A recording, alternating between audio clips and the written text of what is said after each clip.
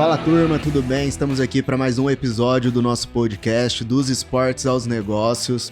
Patrocinadores Boali Alimentação Saudável, M2X Marketing Vendas, RP Fitness Academia, Diamond Produtora de Vídeos.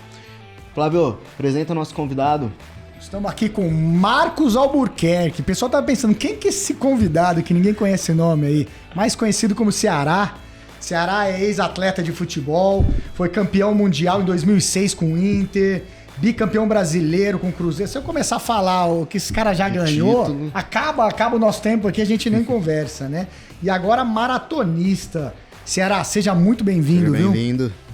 Cara, agradeço aí pela oportunidade do bate-papo, né, Flavão, Marquinhos aí, toda a equipe, né, aqui do podcast. É um prazer imenso. Vamos, né, falar um pouquinho aí dessa jornada, entendeu, esportiva e o pós-jornada também, que é muito importante a atualidade, né? Conta aí, Ceará, como é que você começou, meu? Você vem lá do Ceará e você começou... Você começou jogando bola na rua mesmo? Como é que é? Cara, o início, né, foi bem dificultoso, bem difícil. Eu não tinha esse sonho, né, de jogar futebol. Eu nasci na roça, lá na região do Crato, no Ceará, no sertão, né? No sertão. Então, eu sou o filho mais novo de 8 que meus pais tiveram. E culturalmente, né, o nordestino, sobretudo da roça, né, trabalha desde muito cedo. Então, eu comecei a trabalhar cedo com os meus pais. Cedo? Quantos anos você tinha? 6 anos já trabalhava na roça ali. Eu ia para a roça, nessa idade eu fazia a semeadura, né? Como não fazia o trabalho mais pesado, então meus irmãos iam lá cavando as covinhas para você colocar o milho, o feijão, né? Então você faz a covinha. E aí a minha mãe ou meu pai falava, tem que colocar 5 grãos de feijão em cada cova e depois passa o pé por cima para fechar a cova ali e deixar para crescer, né? Então eu fazia essa função inicial. E aí depois vai crescendo, aí começa a capinar, né? Você tem que capinar a roça, porque senão o mato come todo ali, né? Você sabe fazer isso, né? Ainda? Você te jogar na roça, você sabe fazer isso ainda? Dá pra fazer. Não que você queira, né? Mas sabe fazer ainda. Mas dá conta. Dá conta. Enfim, então assim foi minha infância, né, cara? Sem muita oportunidade de estudo, a gente morava longe da cidade, né? Então numa fazenda longe, não tinha como se deslocar até a cidade e poder estudar. Então fiquei lá até os 11 anos.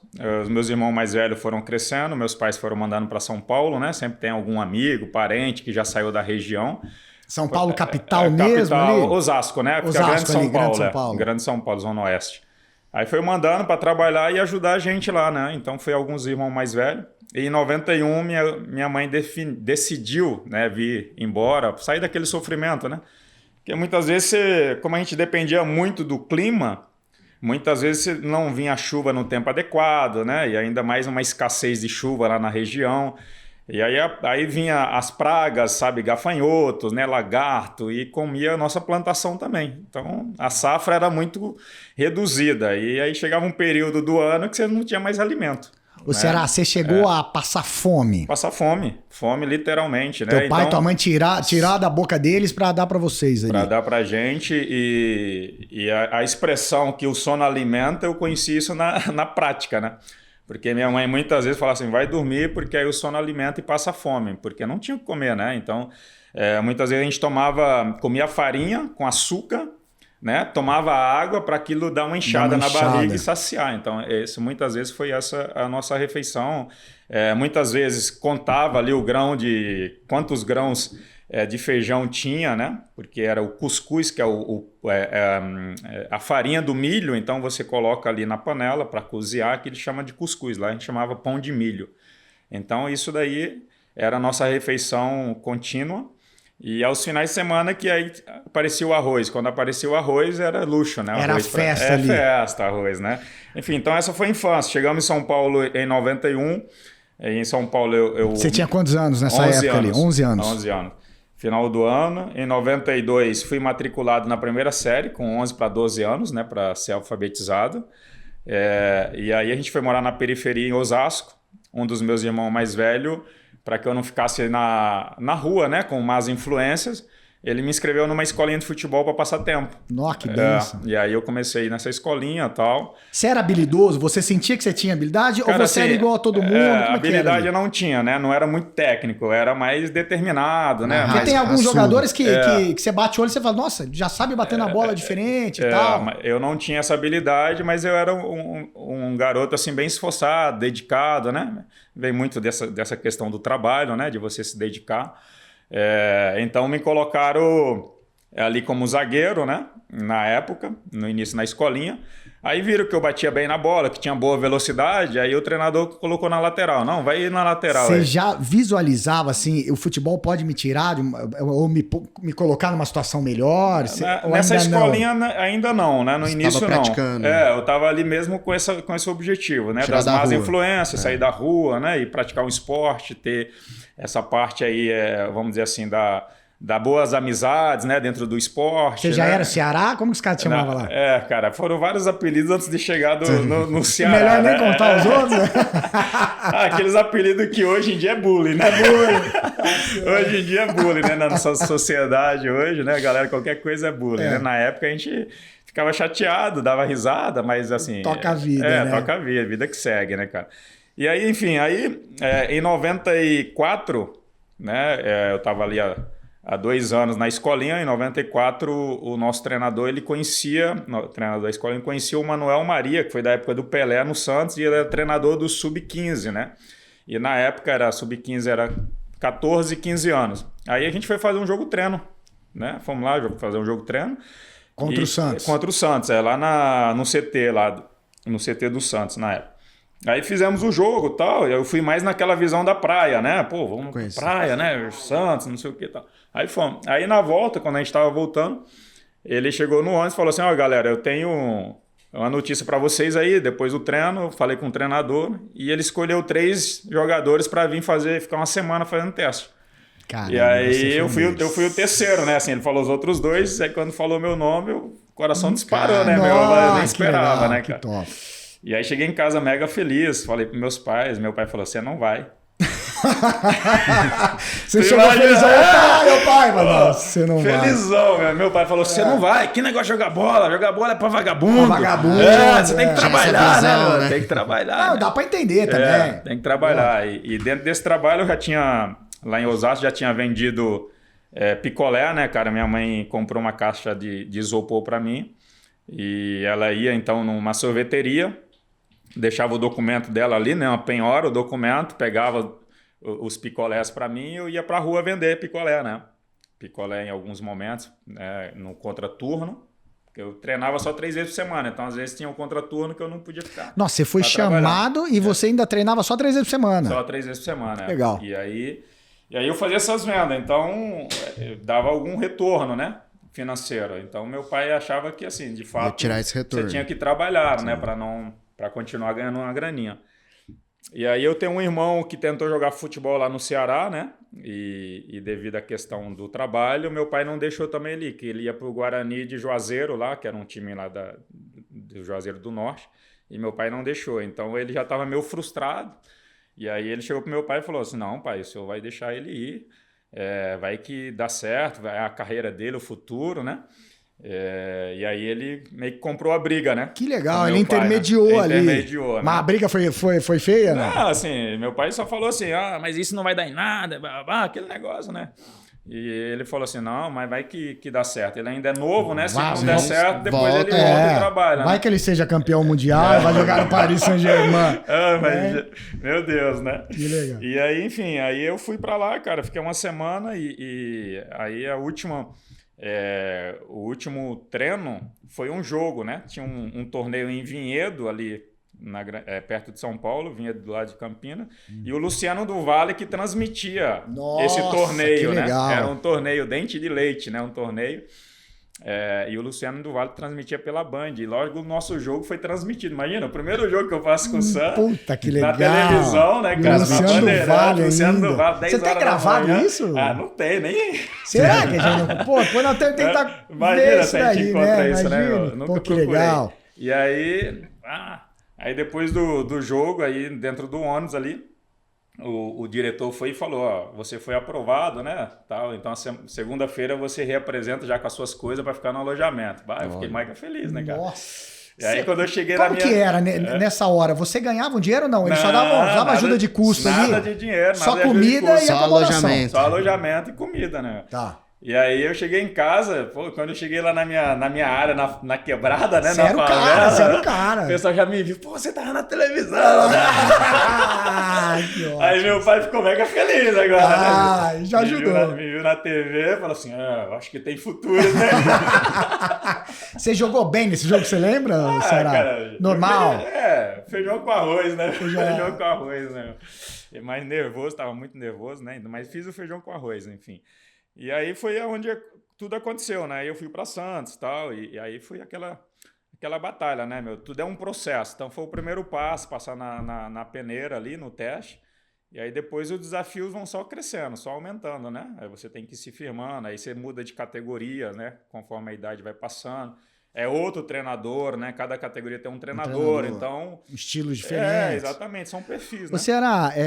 a gente já tinha conversado, mas assim, eu já tinha percebido, você é um cara super alto astral, né? Super, tá sempre rindo, descontraído e tal. Isso te ajudou quando você tava lá no Ceará? É um lado meio otimista, né? Quando você tava ali com uma vida um pouco mais difícil, isso te ajudou ali ou você era mais tranquilão também? Porque você é um cara super descontraído. Mas é justamente isso, cara. Quando você encara, né, vamos dizer assim, os desafios da vida, né, de bom humor, né, encara, vamos dizer assim, com alto astral, isso te facilita as coisas, porque o teu cérebro ele é conduzido, né, pelas tuas ações, né. Então existe dois sentidos, né, ou o cérebro comanda as tuas ações ou as tuas ações comandam o cérebro. Então as pessoas muitas vezes elas esperam o cérebro comandar as ações dela. Entendeu? Então, e o cérebro, ele quer economizar energia, né? Ele faz o que ele quer. Padrão natural. Ele quer estar no comodismo dele, ali quietinho. No conforto, né, cara? E muitas vezes é isso que acontece. Então, alguns momentos eu faço o inverso, né? Eu faço as ações para que eu possa automatizar de uma certa forma ou condicionar o meu cérebro naquele ritmo que eu tenho que imprimir no meu dia a dia, sabe? Ceará, você sabe que eu tenho um curso que chama Mestre dos Tatames e tem uma aula que eu ensino o professor a melhorar o estado de espírito dele, que é o sorriso de Duchenne. Sorriso de Duchenne é isso que você faz inconscientemente, né? É sorrir. Toda vez que você sorri, até mesmo forçado, o seu cérebro entende que você está feliz. Olha. E aí te leva hormônios da felicidade. Foi isso que você falou, as suas ações comandando o cérebro. Muito legal. Pegando esse gancho do seu começo aqui, eu só queria te fazer uma pergunta e ver seu ponto de vista. Hoje o futebol ele começa muito... Você aqui há 11 anos, começou aqui há mais ou menos 11 anos, mas hoje começa muito precoce o jogador ele sai do Brasil. Acaba que a gente... acaba vendo vários jogadores na seleção brasileira que a gente não conhece, não tem um senso de identificação, porque não jogou no time nacional aqui, a gente não conheceu de perto. Qual que é o seu ponto de vista com isso? Com quantos anos a criança ela tá apta a iniciar ou sair do país para jogar futebol? Porque fica longe da família, né? Exato. Cara, eu vejo assim, com maus olhos, né? Essas transferências tão precoces, né? Ainda que o futebol ele tem se tornado cada vez mais profissional, né? Tem se profissionalizado cada vez mais, né? Antigamente você não tinha tantas escolinhas pagas como tem hoje, né? Na minha época a escolinha você fazia para você ir jogar fora ou fazer algum jogo, você fazia a famosa rifa, né? Você ia lá, vendia uma rifa para os seus vizinhos, para os amigos, entendeu? Para arcar uma viagemzinha e tal. Então hoje, né, já faz uma década mais ou menos aí, eu acho que depois dos anos 2000, começou muito isso, né, os empresários, né, fazer campos sintéticos, campos de futebol e as escolinhas cada vez mais caras, né. Então isso foi se tornando mais precoce, entendeu? Que o menino vai sendo exigido desde muito jovem, né, a poder evoluir no futebol. E aí, o futebol europeu, queira ou não queira, né, é onde se fala das grandes cifras, né, são o futebol europeu. Aí esse sonho vai sendo instigado desde cedo, né? Por jogar na Europa, porque os grandes jogadores ali estão, as grandes reportagens, né, sempre estão envolvidos esses jogadores, né? Aí vem as redes sociais que impulsiona cada vez mais, entendeu? Esse mundo, né, do futebol europeu. E os atletas vão sonhando com isso. E pelo outro lado, tem uns clubes que precisam captar recurso, né? Precisam ganhar dinheiro. E o ativo deles são os atletas, né? Então, quanto mais cedo, vamos dizer assim, esses atletas aparecem no profissional, com 16, 17 anos já estando no profissional, está numa seleção de base que já é de uma certa forma ali seguido, né, para os grandes clubes europeus. E aí quando chega 18 anos, já tem muitos jogadores sendo vendidos, né? Eles esperam só completar 18 anos, já tem um pré-contrato, só já tá dá 18 anos, ali. Exatamente, quando dá 18 anos, os meninos já vão... Você se profissionalizou com quantos anos, ô Ceará? Eu me profissionalizei com 18 anos no Santos, né? Mas assim, eu não me firmei no Santos com 18 anos, né? Eu fui emprestado no primeiro time profissional, foi o Gama em Brasília. Eu fui emprestado para ganhar experiência. Entender, porque nós estamos falando com duas pessoas que não entendem nada, a gente é da luta, a gente não entende nada de futebol. Você se profissionaliza pelo Santos, mas você chegou a jogar pelo Santos ou logo em seguida já foi emprestado? E quando você é emprestado, quem paga o seu salário nessa história? Pois é, então, quando você faz um contrato, né, existe um tempo. Um período, né, daquele contrato. Então, me profissionalizei com o Santos, fiz um contrato de 3 anos. Né? Aí, nesse contrato, né, eu comecei a treinar com o profissional, mas o treinador entendeu que eu não teria espaço para jogar. Né? Aí falou assim, para você ainda tá jovem, vamos ganhar experiência em outro clube. Ah, perfeito. Né? Entendi. Experiência em outro clube menor. Aí eu fui pro Gama emprestado. Aí o Gama assume a responsabilidade de pagar meu salário. Nesse caso, o Gama assume. Mas existem outras possibilidades, né? Dos clubes entrarem em acordo, cada um paga uma parte do salário, dependendo do valor. Um salário não, baixo. Eu assinei com 2 salários mínimos. Na época o salário mínimo acho que era 160 mais ou menos, ou R$200. Eu assinei por R$350, era o meu salário. E aí eu fui pro Gama emprestado ganhando R$2.000. Então isso para mim foi muito bom, né? Porque o Gama já valorizou um pouco, exatamente. Ali. E aí fui campeão brasiliense, né? Naquela ocasião. Aí voltei para o Santos, entendeu? E aí comecei a treinar no profissional, mas ainda tinha idade para jogar no sub-20, né? Que é a categoria de base. Sim. Aí como tem a Taça São Paulo, que é um campeonato super importante, né? Aí eu fui e joguei a Taça São Paulo. Pelo Santos, né? Que eu já estava lá, joguei a Taça São Paulo. E depois, infelizmente, trocou o treinador profissional, aí já não tive mais oportunidade de profissional, aí continuou esses empréstimos, vai para um clube menor aqui, outro ali, enquanto tinha esse contrato com o Santos de 3 anos, né? Aí terminou meu contrato com o Santos em 2002, naquela ocasião eu tinha sido emprestado para o Coritiba, aí o Coritiba falou assim, quando terminar seu contrato, se você quiser voltar, as portas estão abertas. O passe já era seu, aquela Lei Pelé e tal? Lei Pelé, mas ainda estava com o Santos. Aí quando eu terminei com o Santos, aí o passe teoricamente seria meu, e aí eu fui por Coritiba definitivo, né? Em 2003 eu fui pro Coxa, naquela ocasião, exatamente. Entendeu? E ali eu segui a minha vida, vamos dizer assim, sem esse suporte do Santos, né? Que foi meu clube formador, né? Formador ali. E como é que você veio parar? Como é que você veio parar no Botafogo? E como é que você foi campeão mundial? É que eu imaginava que você tinha saído do Botafogo. Não, na verdade não. Não. Na verdade eu pulei um pouquinho, né? Mas a minha passagem no Botafogo foi justamente um desses empréstimos do Santos. Em 2002, em janeiro, o Santos me emprestou pro Botafogo para disputar o Campeonato Paulista. E ali naquela ocasião, né, eu já era cristão evangélico, né, me converti aos 18 anos. E naquela ocasião eu já me via muito só, né? Saí com 14 anos de casa, sempre sozinho, né? Aí agora tendo, vamos dizer assim,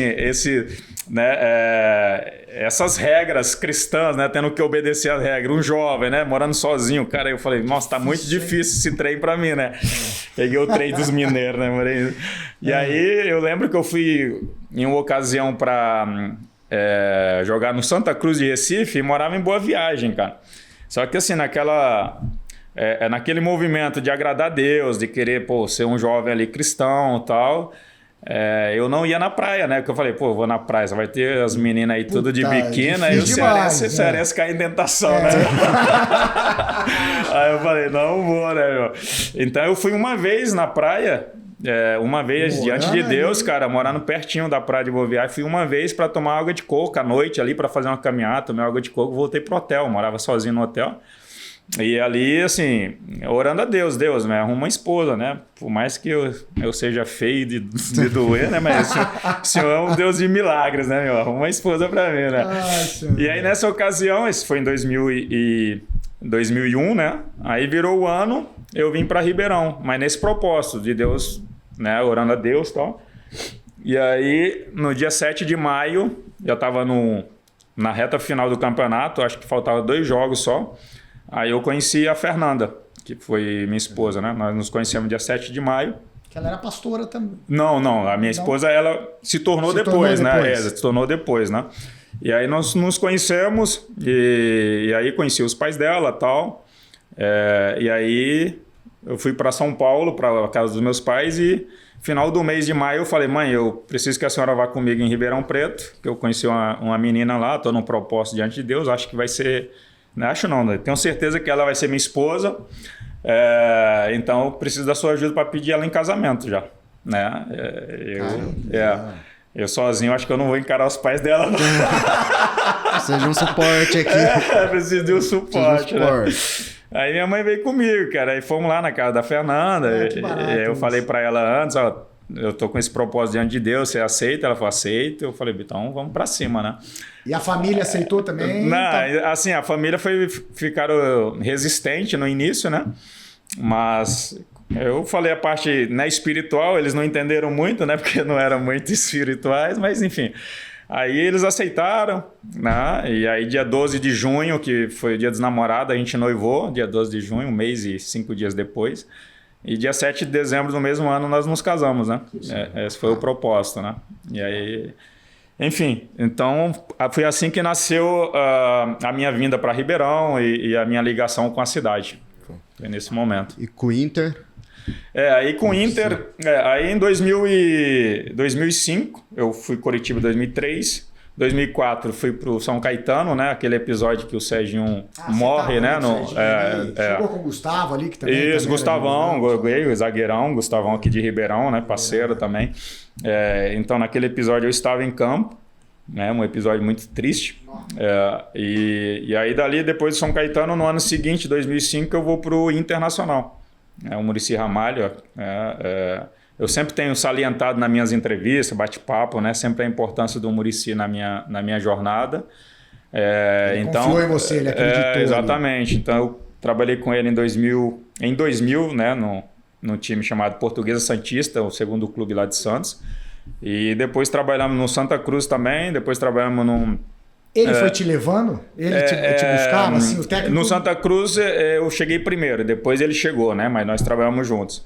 De uma certa forma, fortaleceu ali o laço que a gente tinha iniciado na Portuguesa. Aí depois ele me levou pro São Caetano e também me levou pro Inter. E aí no Inter termina o ano 2005, ele vem pro São Paulo, né? E aí chegou o Abel Braga em 2006, em janeiro. E aí foi em 2006 que tudo, vamos dizer assim, que tudo mudou, né? Que foi o divisor de águas.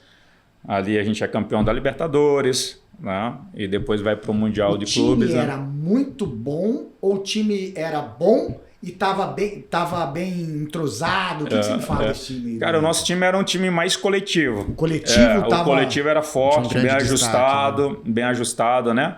Cada um tinha muita consciência da sua função dentro de campo, né? Um se complementava, né, ao outro, né? Então era um time bem complementar. Nós tínhamos assim um setor defensivo bem coeso, né? Onde a gente defendia muito bem e tinha uma bola parada que nos ajudou muito, né? As faltas laterais, né? Porque a gente tinha um Fernandão, né? O finado Fernandão, que infelizmente faleceu. Que tinha um jogo aéreo muito bom, né? De cabeça, então ele fazia muitos gols de cabeça. E tinha eu e o Jorge Wagner, que jogou no São Paulo depois. Nós dois tínhamos boas batidas laterais, né? Ele pelo lado esquerdo, eu pelo lado direito. Então a gente conseguia variar muitas jogadas e isso nos fez surpreender muitos times, né? E aí a gente consegue ser campeão em cima do São Paulo no Morumbi com o Rafael Sobis também, que faz 2 gols no Morumbi. Rafael Sobis. Então era ele e o Fernandão Ataque. E depois no Mundial, cara, assim, a gente foi pro Mundial assim, muito confiante, né? Muito confiante, né? Confiança que dá pra chegar ali. A gente foi pro Mundial muito confiante. No Mundial vocês foram campeão em cima do Barça do Ronaldinho. Barcelona, do Ronaldinho. Aí tem um tal de Ronaldinho Gaúcho.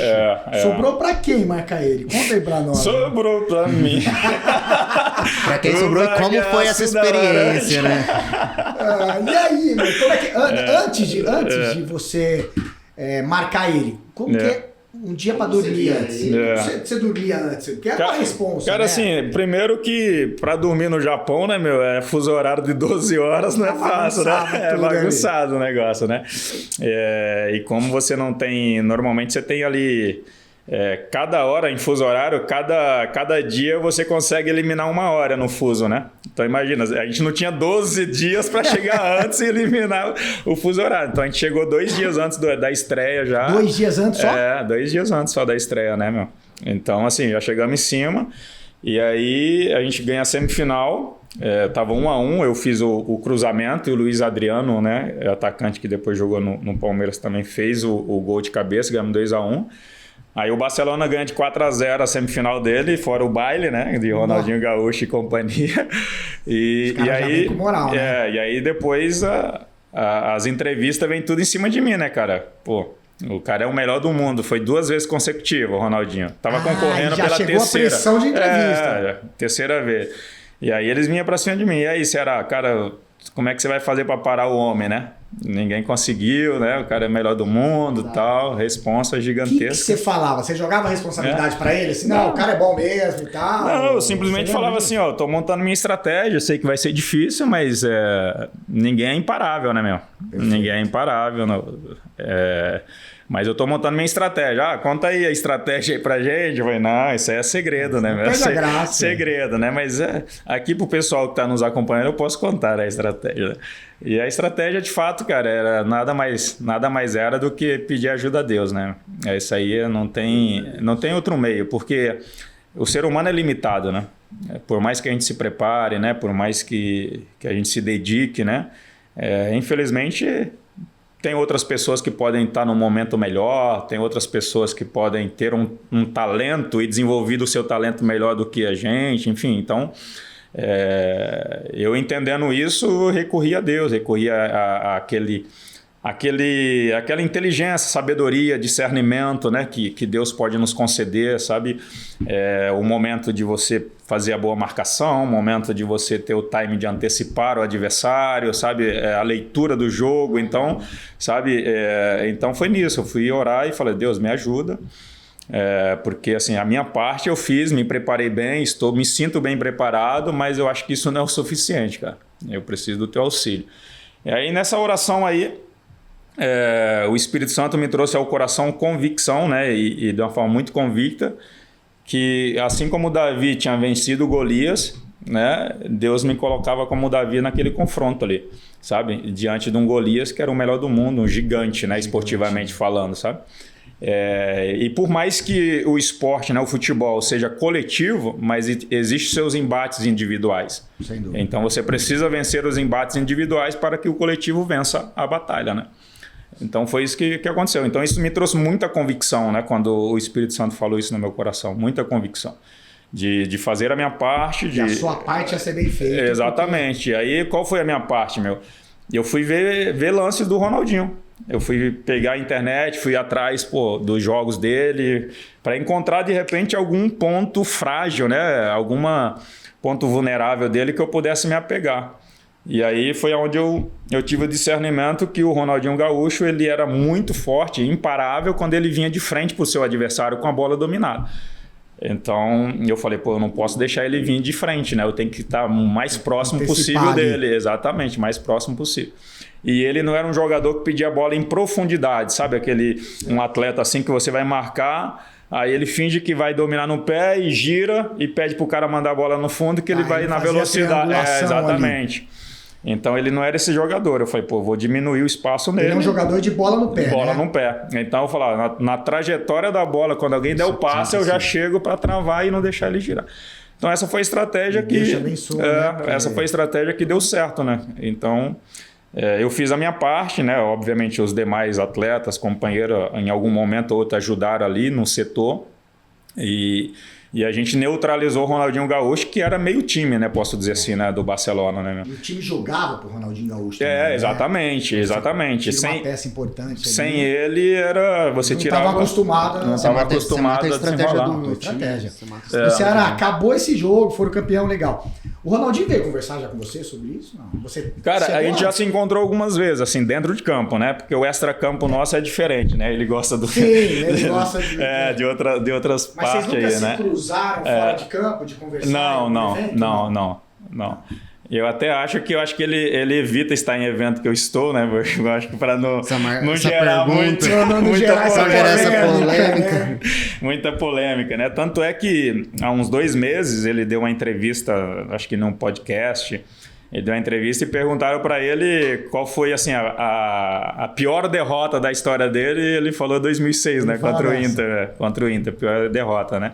E eu fui o protagonista ali, né? Nessa situação, né? Mas enfim, a gente se enfrentou já lá em Minas mesmo, quando ele jogou no Atlético e eu no Cruzeiro, né? Então tinha o clássico, e todo o clássico que tinha sempre era a manchete, né? Ceará contra Ronaldinho Gaúcho, né, cara? Então foi marcante porque a gente conseguiu, de uma certa forma, deixar o nosso nome na história do clube, né? Foi o maior título da história do Inter, então todos os atletas que ali estiveram, né, são marcados para sempre na história. E o desejo do jogador quando ele começa ali é ter um Mundial? Cara, chegar nesse momento é o ápice pro jogador? Sim, né? Existem etapas, né, na carreira do atleta, né? E existem níveis, posso dizer assim, né? Existe o nível estadual, né? No Brasil existem os campeonatos estaduais, né? Então você atingir... exatamente. Então você ser campeão do seu estado, existe o nível campeão nacional, né? Campeão brasileiro, existe o nível de ser campeão do Libertadores, que é continental, e depois o Mundial. Então você vai crescendo o nível, né? A Libertadores também é demais, né, cara? Demais, porque você pega esses clubes aí argentinos, uruguaios, né? Paraguaios e assim por diante, os caras são muito... chatos, né? Muitas vezes até enjoados, né? e como posso dizer assim, maldosos, né? Demais, né? Maldosos. E aí, assim, dentro desse nível, a minha intenção, inicialmente, eu não era tão intencional naquilo que eu queria para minha vida, né?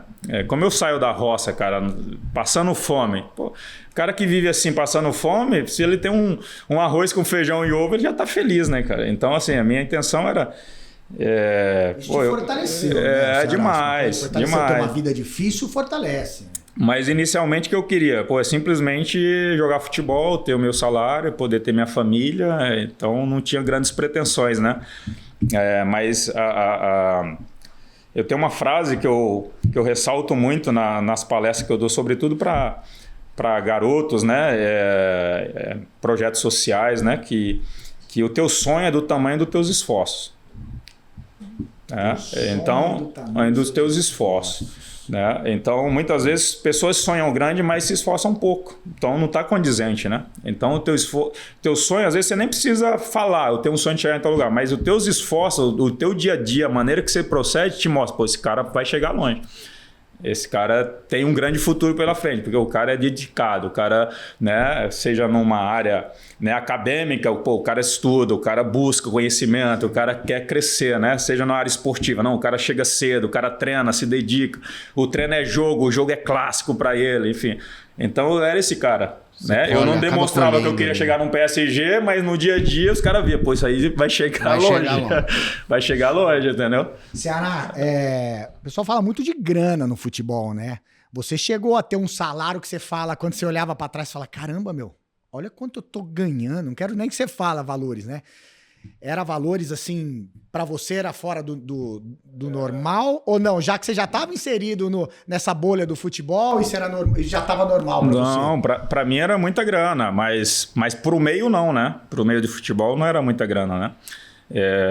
Exemplo, mas assim, Eu comecei a ganhar grana depois do Mundial, 2006, né? Ou seja, eu estava com 26 anos já, né? Aos 24 anos, eu fiquei desempregado. Quando eu saí do Coritiba, antes de ir pro São Caetano, fiquei sem clube ali 4 meses. E eu morei aqui em Ribeirão Preto, no Jardim Novo Mundo, na edícula do meu sogro e da minha sogra. Não tinha ainda onde morar. Entendeu? Então, nesses empréstimos de clube pequeno, ali você ganha 2 contos, 3 contos, sabe? A maioria dos jogadores de futebol então, não assim, consegue chegar onde você chegou? Não. 1% talvez chegue, né, a esse nível, né? E assim, é bem difícil, né, a trajetória, sabe? Porque a concorrência é muito grande, né? Enfim, então, a partir dos 26 anos, quando eu cheguei no Inter, eu fui campeão do mundo. Em 2006 eu ganhava 30 mil reais por mês, né, em 2006. Então, aí depois do Mundial, aí eu renovei e fui para 70 mil.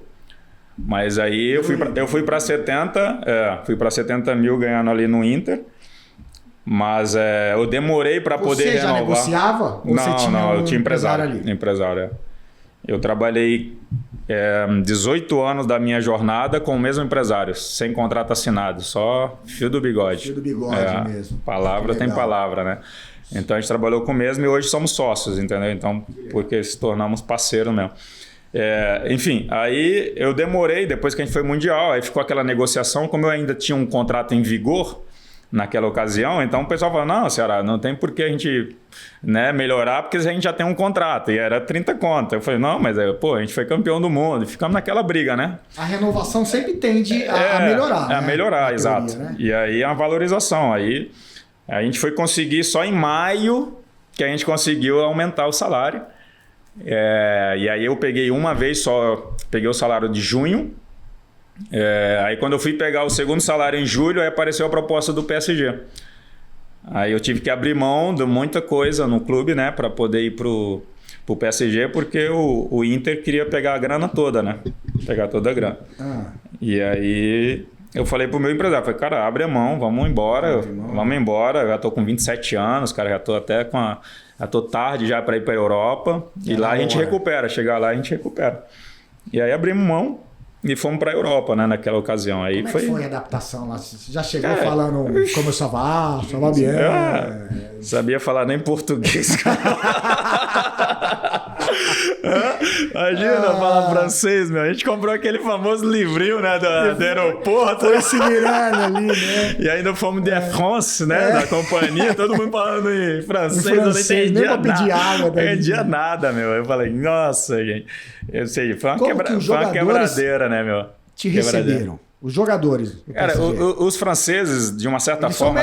Eles têm a fama de ser meio arrogante, assim, meio distante, né? Da Europa, são... os mais frios ali, né? São assim, os acolhedores mais complicados são os franceses, né? São os mais barristas, né? Então eles não gostam muito de estrangeiro. Culturalmente, eles culturalmente. Vai pra rua também. Briga, exatamente. Né? Então foi bem difícil a minha adaptação por causa disso. Primeiro que eu não falava a língua. Tinha brasileiro ali? Não tinha. E segundo que eu tava indo pegar o espaço de alguém, né? De algum francês, entendeu? Então os caras tiveram uma rejeição muito grande. Mas nos meus primeiros treinos lá, cara, eu já dei umas voadoras nos caras lá, e aí os caras já falaram, pô, esse cara é louco, né, meu? Esse cara é doido, não vou mexer com ele não. Brasileiro, eu quero meu espaço, né? Eu quero meu espaço. Enfim, fui conquistando aos poucos, quebrei muito, né? Aí fui pra escola lá, eles me pagaram um curso, fui pra escola, eu e a minha esposa, a Fernanda, fomos estudar. Aí fui pegando, colocava o CDzinho no carro, ia ouvindo ali o francês o dia inteiro. Chegava em casa, colocava o CD num rádio lá. Mesmo, tem que entrar, né? Tem que entrar na cabeça. Nesse vai, muda, falou várias cidades, estados, países. Sempre levando a família. Sempre com a família, cara. É um princípio básico, né? Ainda mais o futebol, né? Que te dá muitas possibilidades, né? Te abre muitas portas, então... Se você não tiver embasado com a família, as portas podem se abrir, daqui a pouco você não consegue rejeitar ainda, né? Então é melhor você evitar. Outro dia eu estava conversando com um jogador profissional aí de futebol, ele falou, recebi uma proposta de ir para Dubai. Só que lá é o seguinte, o primeiro ano você tem que ir sozinho, sem a família. Ele falou, pô, não vou. Tem umas coisas assim, às vezes meio doida, né, meu? Quando o cara é casado, ele vai sozinho. Umas coisas do futebol é difícil, meu. Você tem que ter princípios, né? Princípios e valores. E você não pode abrir mão. Não pode abrir mão. Princípio e valor é inegociável, né? É inegociável, sabe? Dinheiro não compra, né, cara? E aí, aconteceu uma situação semelhante lá no PSG, né? Eu cheguei lá, aí, beleza, me deram os documentos, né? O séjour, né? A carta de séjour, né? Para você poder ficar no país. E ficaram enrolando ali o documento da minha esposa. Eu cheguei lá no meio do ano. Aí, no final do ano, nós saímos, fomos para a Itália, mas lá estava legal.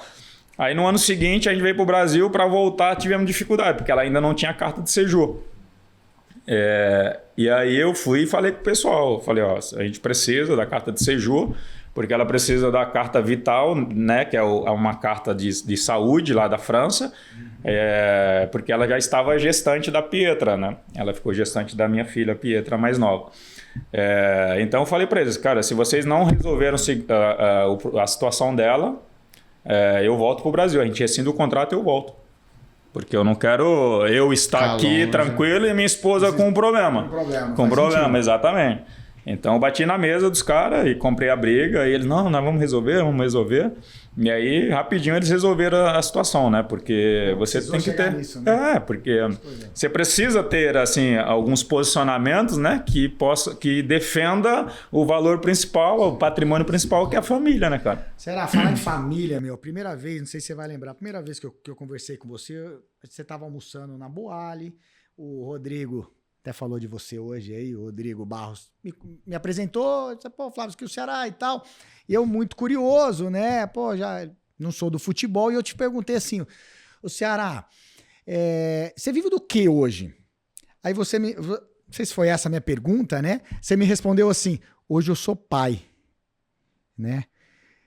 Explica pra nós assim, como assim, hoje eu sou pai? E eu fiquei assim, hoje eu sou pai, meu... Como assim, né? Eu sei que você passou por uma situação difícil, não sei se você gostaria de tocar aqui nesse assunto ou não, nem é para entrar nesse assunto, é mais para a gente entender o tanto que você é família. Cara, então, muitas pessoas quando eu vou, né, eles costumam, né, te intitular em alguma profissão, faz isso, faz aquilo, né? E eu tenho ido nos lugares e falar assim, eu sou gestor familiar, né? Gestor familiar, era gestor isso que familiar, falou, né? isso. Eu sou gestor familiar e me orgulho muito disso, sabe? Porque depois que eu fiquei casado 16 anos com a Fernanda e infelizmente em 2019, não tenho problema nenhum em falar disso, infelizmente em 2019 ela veio a óbito, né, após uma cirurgia estética, e aí a partir disso eu tive que mergulhar de fato, né, na minha família e ficar responsável pelos meus filhos, né, a Damros, Levi e a Pietra, que na época ainda estava na sua pré-adolescência.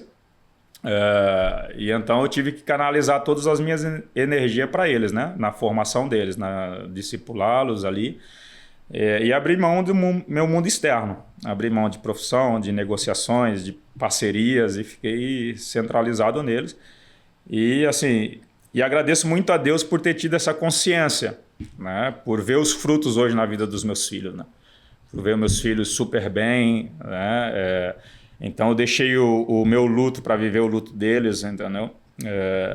Então essa é algo que eu me orgulho demais, sabe? De poder ter investido o meu tempo, a minha energia, né? Meus recursos para os meus filhos na formação deles e vê-los bem, sobretudo na conexão deles com Deus, né? Recentemente a minha filha, num desafio que tem 16 anos, a mais nova, a Pietra, ela fez um jejum de 5 dias direto, sem comer nada, sabe? Para se conectar cada vez mais com Deus. Então isso... Até falei, filha, você está dando um tapa de pelúcia no papai, né? Você está me envergonhando diante de Deus nesse teu desafio. 5 dias direto, né? E não é nada forçado, é porque ela, de fato, se sente... Que quer se conectar mais com Deus, né? Hoje ela está fazendo uma revolução no Colégio Ideal, hoje com célula, toda sexta-feira, mais de 30 crianças, em vez de ir para um recreio, fica numa sala de aula ouvindo a palavra de Deus que ela ministra, legal, entendeu? Então, isso... não tem dinheiro que pague isso, né, meu? Não tem dinheiro, né? O caminho que você fez foi correto. Exatamente. Gestor familiar, né? Então, você não só ensinar teoricamente, né, com palavras, o que deve ser feito, mas mostrar na prática, né, estar no dia a dia, levando, vamos aqui, filho, que é o melhor caminho, vamos fazer isso que é o melhor, né? Então, levar os filhos para corrida, né? Para eles poderem correr comigo, né? Eu fiz corrida já com os 4, entendeu? Os 4 correndo comigo. Mas se eu não corresse, eles não iam correr. Se eu não fosse na academia, eles não iriam na academia. Então, é justamente isso. É o exemplo, né, cara? E aí, você de manhã acordar, hoje, por exemplo, a gente, né, eu treino hoje 6 horas da manhã. Então, 5h30 você tá... 5h10, mais ou menos, de pé. Vamos, filho, vamos treinar, né? Vamos treinar, né, galera, né? Então, se eu não faço isso, eles não vão fazer, cara. Então, eu me orgulho muito de ter focado na minha família durante esse período.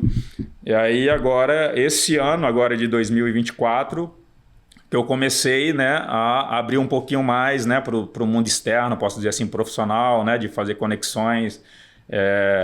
Sentiu que eles já estão mais encaminhados? Sim, minha filha mais velha já tem 20 anos, né? Tá na faculdade, sabe? O meu filho Levi, né, migrou aí para o mundo digital, né? O marketing digital. Então hoje ele é um designer, né? Um web designer que tem curso, já vende curso, né, dele mesmo, fez curso. Então um menino que já consegue captar o recurso dele, sabe? Então isso me orgulha demais, cara. Aí eu falei, pô, agora eu vou pôr as asinhas de fora novamente, né? Como é que você tá sentindo? Foi tranquilo pra você? Pôs o pé pra fora. Pôs o pé pra fora, mas foi tranquilo ou foi com o coração apertado? Será? É desafiador, né? É desafiador, né? Desafiador porque você vai para um meio, por exemplo, futebol, né? Que é a minha área, né? Que eu vivi sempre, né? No futebol. Então tem muitos leões, né, cara, no futebol, né? E é o dinheiro que comanda muitas vezes as decisões das pessoas, né? Então os valores e princípios muitas vezes são deixados para trás e o dinheiro acaba sobressaindo. E aí, assim, eu estou reiniciando, né, com o meu sócio, né, que é o Thiago Taveira, que geriu minha carreira. Ele mora em São Paulo, inclusive hoje eu estou indo para lá para a gente bater um papo sobre alguns negócios. E aí, aos poucos, você vai se reintroduzindo dentro do futebol, né? Fiz um curso recentemente sobre gestão executiva, né, do futebol, sabe? Hoje o online, né, ajuda bastante. Online então você faz um curso, né, online, então isso já te abre o horizonte, te faz conexões, né, novas conexões. Então tô de volta aí, né, com o business também da corrida, enfim, então a gente vai se inovando. Outro negócio, você tinha que ser locutor, meu. O cara tem um vozeirão de locutor, né? Ô Ceará, você falou o business da corrida. Vamos falar um pouco desse Botafogo Run. Como é que surgiu essa ideia? Como que entrou a corrida na sua vida? Olha, você virou maratonista. Eu sou um cara de desafio, né? Eu falo pro pessoal, cara, o homem que não vive com desafio, né? Que não tem desafio, ele é um cara acomodado, né? É um cara, de fato, que qualquer destino, qualquer lugar serve, né? E eu não sou mais esse cara que de repente saiu lá da roça e somente o arroz com feijão serve. Então agora eu tenho sido muito intencional naquilo que eu tenho feito na minha jornada. E quando eu comecei a me desafiar na corrida, né, convite do PSG para fazer um 10 km lá na França em 2023, né, o ano passado. A corrida era do PSG, eles chamaram, eles me convidaram. Tipo embaixador, exatamente, assim, como ex-atleta do clube, né? Então fui lá, me desafiei para os 10 km, gostei, né, porque isso me colocou, vamos dizer assim, no ritmo de novo, de treinar firme, né? De buscar alta performance, tempo, né? Não quero fazer para tanto tempo. O seu tempo é impressionante. Desculpa perguntar, quantos anos você está? 44. 44. Seu tempo foi qual? Nessa primeira de 10 km foi 43 e 50 minutos, né? Os 10 km, né? E aí depois daí eu fui me desafiando, né, cara? Eu queria terminar o ano de 2023 com uma maratona, e aí me preparei para uma de Curitiba, uma maratona bem pesada, mas o meu desafio era fazer sub 4, né? Sub 4 horas. Você chegou 4 horas. Você fez o quê? A 3,57. 3,57. Porra, foi bem demais. E aí depois fui para fazer a outra maratona em Paris esse ano, em abril, me preparei melhor, né? Já com um pouco mais de lastro. Aí fiz para 3,29. 3,29 você fez? Foi bem. E aí fiz agora a última maratona em São Paulo, a SP City, eu fiz para 3,26, né? Aí já melhorei um pouquinho mais. Então a gente vai melhorando, né, a jornada. já consegui 2 troféus na corrida de rua, né? Com 1 ano e 2 meses só correndo. Uma de 5 km que eu fiz. Competidor, sempre competidor. Sempre vai querer um pouco mais, né? Aí de 5 km eu fiz para 19 minutos e 27 minutos, né? 19 e 27 segundos, na verdade, né? E consegui ficar ali... eles premiavam os 5 primeiros, aí eu fiquei em quinto, e depois ganhei uma outra, fiquei em segundo numa outra corrida de 4 km. Aí eu fiz para, acho que 15 alguma coisa, né? 15 minutos e pouquinho, aí fiquei em segundo. Tá ficando mal acostumado aí, Ceará. Não, mas assim, é a questão característica do futebol, né, cara? O futebol é de sprint curto, são distâncias curtas, né? Então, eu me adapto melhor nas distâncias curtas. Você vai fazer 5, 4, né, quilômetros. Quando vai para a distância mais longa, aí você precisa de mais resiliência, mais resistência. Aí tem que treinar mais, né? Porque o futebol não te dá esse lastro, né, de resistência muito longo, né? 45 minutos, você dá um sprint, você para, respira, dá outro sprint, enfim. Né? 45 minutos. É a fibra muscular. Exatamente, diferente. Você tem 15 minutos de intervalo para ir para um segundo tempo, tá entendendo? Enfim, então a corrida é contínua, né? O negócio é diferente, né, cara? O Ceará, aí surgiu Botafogo Run. Que dia que é? Como é que funciona isso? Olha aí, cara. Eu sei que é 3 km, 5 km, 10, tem kits também. Enfim, a gente fez uma parceria com o Botafogo, né, que é o clube da cidade aqui, o maior do interior. Fizemos uma parceria para fazer a primeira edição do clube, né, a primeira edição da corrida do Botafogo. E a data é dia 13/10, né, no próximo mês. Coincidiu aí com o aniversário do clube, que vai ser dia 12, né? 106 anos. 106 anos do Fogão. Então, nós vamos fazer essa corrida em comemoração na primeira edição. Espero que tenha muitas outras edições. Você falou que vai ser um pouco diferente. Ela vai sair do estádio e voltar... Então tem esse diferencial, que é justamente correr pela primeira vez, né? A galera aí que faz corrida de rua, primeira vez dentro do estádio, né? Então, a gente vai ter a largada na pista lá dentro do estádio, Santa Cruz Arena Nicknet, né? E aí a gente vai fazer o percurso, descer para Maurílio Biagi, fazer o percurso na Maurílio, né? Outra coisa bacana para os corredores, né, que são habituados, é que o percurso de 10 km vai ser uma volta só, porque normalmente o pessoal que faz... Exatamente, 2 voltas de 5, né? Então a gente falou, não, vamos privilegiar os corredores, né, cara? Mesmo que se você tenha que... né, de uma certa forma, pagar mais staff, porque você tem que ter um percurso mais ampliado, né, ter um gasto maior, mas o nosso objetivo é facilitar a vida do corredor, né? Porque tem uma prova gostosa, tem uma prova gostosa, uma experiência, a experiência para o corredor, né? Porque infelizmente existe muitos organizadores de eventos, né? Sobretudo de corrida, eventos esportivos, que o cara nunca correu, meu. O cara tá ali pelo business, pelo dinheiro, né, meu? Então o cara tá ali, não quer saber se vai subir 1 quilômetro, se vai descer.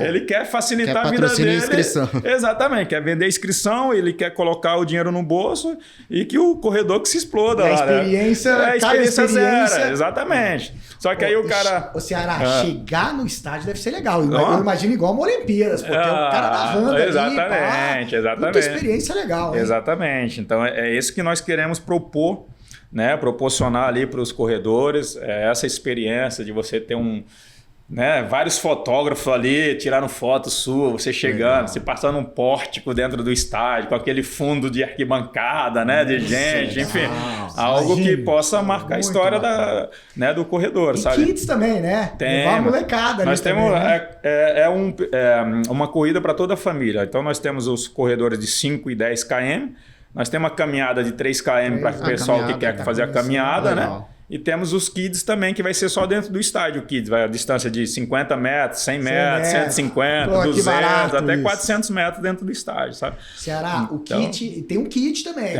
Tem. O kit, a camiseta... Nós temos 2 kits, né? O kit ouro, que é o kit básico, né? E nós temos o kit diamante, que é um kit premium, mais sofisticado, né? Então, o kit básico, ele vem a camiseta, ainda vai ser diferente dessa, né? Mas dentro do mesmo material, né?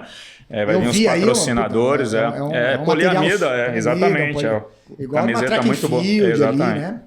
Então nós temos, vai vir a camiseta no kit, né, com a sacochila, e vai vir alguns itens, né, brindes de patrocinadores que colocam dentro, alguns descontos, né, para o pessoal, enfim, né, terem esses benefícios.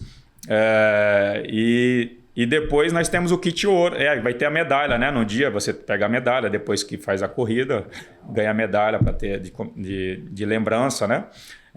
Enfim, tem outros brindes ali, como, né, isotônico pós-corrida, né? Você tem o whey, né? Protein, né? Pronto já para você beber ali, já recuperar, né? Enfim, então vai ter sorteios de vouchers, né? Nós vamos dar... Um evento mesmo, vai ter um grande evento. Não é uma corrida, é uma experiência. Uma experiência, né? Então nós vamos...